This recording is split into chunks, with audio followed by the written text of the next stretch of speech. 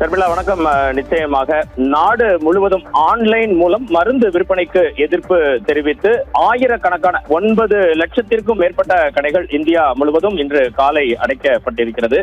இதனால் பொதுமக்களுக்கு பாதிப்பும் ஏற்பட்டிருக்கிறது. ஷர்மிளா, அகில இந்திய மருந்து வணிகர்கள் கூட்டமைப்பின் வழிகாட்டுதலின்படி தமிழ்நாட்டிலும் பாண்டிச்சேரியிலும் மருத்துவ வணிகர்கள் சங்கம் அறிவித்துள்ள ஒருநாள் அடையாள முழு கடையடைப்பு போராட்டத்தின் காரணமாக தமிழகம் பாண்டிச்சேரி முழுவதும் ஆயிரக்கணக்கான தனியார் மருந்தகங்கள் முழுமையாக இன்று காலை முதல் அடைக்கப்பட்டுள்ளன.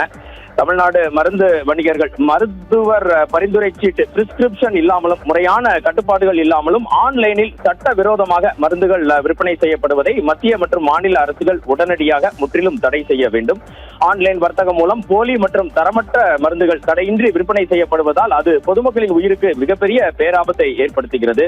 வலி நிவாரணி மற்றும் தூக்க மாத்திரைகள் போன்ற தீவிர கட்டுப்பாட்டில் உள்ள மருந்துகள் ஆன்லைன் மூலம் போதைக்காகவும் தவறான முறைகளிலும் இளைஞர்களால் பயன்படுத்தப்பட்டு அவர்களின் எதிர்காலம் சீரழிக்கப்படுகிறது போன்ற கருத்துக்களை முன்வைத்து இந்தியா முழுவதும் 9 லட்சத்திற்கும் மேற்பட்ட மருந்து வணிகர்கள் மற்றும் அவர்களின் ஊழியர்களின் வாழ்வாதாரத்தை பாதுகாக்க கோரி இன்று காலை முதல் அடையாள கடையடைப்பு போராட்டத்தை நடத்தி வருகின்றனர்.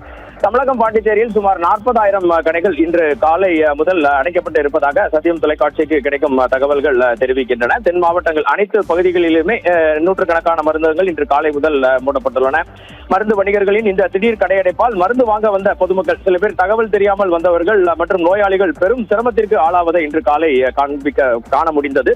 இருப்பினும் மக்கள் நலனை கருத்தில் கொண்டு இந்த 12 மணி நேர போராட்டத்தின் போது அவசர தேவைகளுக்காக மருத்துவமனைகளுக்கு அருகில் உள்ள குறிப்பிட்ட சில மருந்தகங்கள் மட்டும் வழக்கம் போல இயங்கி வருகின்றன. பொதுமக்களுக்கு மருந்துகள் தடையின்றி கிடைப்பதை உறுதி செய்ய அரசு தரப்பிலும் பல்வேறு நடவடிக்கைகள் எடுக்கப்பட்டுள்ளதாக தமிழக சுகாதாரத்துறையும் அறிவித்து உள்ளது. இன்று காலை பார்த்தீர்கள் என்றால் அரசு மருத்துவமனை அருகே உள்ள மருந்து கடைகள் இயங்குவதை நம்மால் காண முடிந்தது. அனைத்து அரசு மருத்துவமனைகளிலும் சேர்ந்துள்ள மருந்தகங்களும் இயங்கி வருகின்றன. இதுவே தற்போது தமிழகம் முழுவதும் இருக்கும் கள நிலவரம். ஷர்மிளா,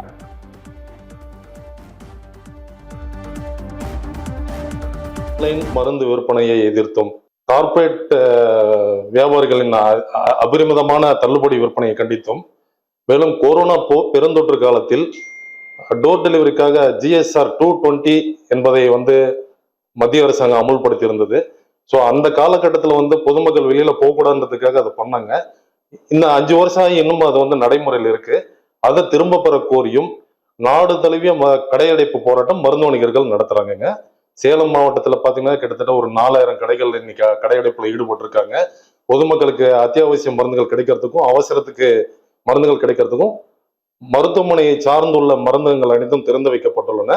ஆன்லைன் வரதுனால இப்போ ஆன்லைன் மருந்துகள் டாக்டருடைய பரிந்துரையின் பேரில் வாங்க வேண்டிய சீட்டை தவறா பயன்படுத்தி 1 வருஷத்துக்கு முன்னாடி சீட்டு, 6 மாசம் முன்னாடி சீட்டுகள்லாம் வச்சு மனநல மருந்துகள், வலி நிவாரணிகள் இதையெல்லாம் திரும்ப திரும்ப இளைய சமுதாயம் பெற்று தவறான வழியில பயன்படுத்திட்டு இருக்காங்க.